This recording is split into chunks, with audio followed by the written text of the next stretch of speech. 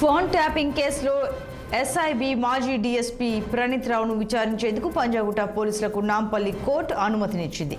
ఇవాళ నుంచి వారం రోజుల పాటు కస్టడీకి అప్పగిస్తూ శనివారం ఆదేశాలు జారీ చేసింది. కోర్టు అనుమతి లభించడంతో చెంచల్గూడ జైల్లో రిమాండ్లో ఉన్న ప్రణీత్ రావును పంజాగుట్ట పోలీసులు కస్టడీకి తీసుకొనున్నారు. గత ప్రభుత్వ హయాంలో ఎస్ఐబిలో విధులు నిర్వహిస్తూ ఫోన్ ట్యాపింగ్ చేసినట్లు ప్రణీత్ రావుపై ఆరోపణలు వెల్లువెత్తాయి.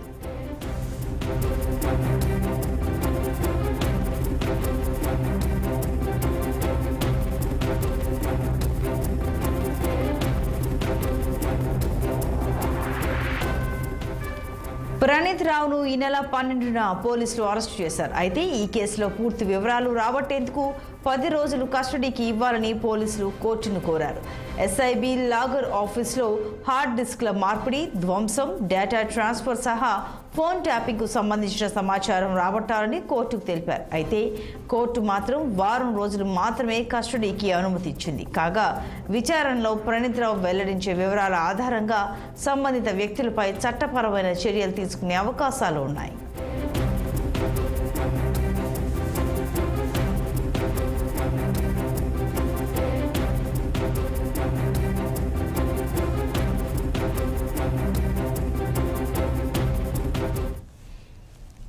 దీనిపై మరింత సమాచారం మా ప్రతినిధి మణికంఠ అందిస్తారు. మణికంఠ, కాసేపట్లో ప్రణీత్ రావుని పోలీసులు కస్టడీలోకి తీసుకున్నారని తెలుస్తోంది. అప్డేట్స్ ఏంటి? రాజన్న సిరిసిల్ల జిల్లాలో ఎస్ఐబి మాజీ డిఎస్పీగా బాధ్యతలు నిర్వహించిన ప్రణీత్ రావు అయితే హార్డ్ డిస్క్ ధ్వంసంతో పాటు కాల్ డేటా డిలీట్ చేశారన్న కేసు అరెస్ట్ అయితే చేయడం జరిగింది. సో ఈరోజు అయితే పంజాగుట్ట పోలీసులు అయితే చెంచల్గూడ జైల్లో ఉన్న ప్రణీత్ రావు అయితే 7 రోజులు కస్టడీకి అయితే అడిగి విచారణ అయితే చేపట్టనున్నారని చెప్పి అయితే తెలుస్తుంది సంతోషం మనకైతే. సో ఆల్రెడీ ఇదేంటే మన కోర్టులో 14 రోజులు రిమాండ్ అయితే విధించారు. సో రిమాండ్లు విధించిన తర్వాత కూడా ఇతని మీద అయితే అనేక ఒత్తిడి అయితే బిగిస్తుందని చెప్పుకోవచ్చు.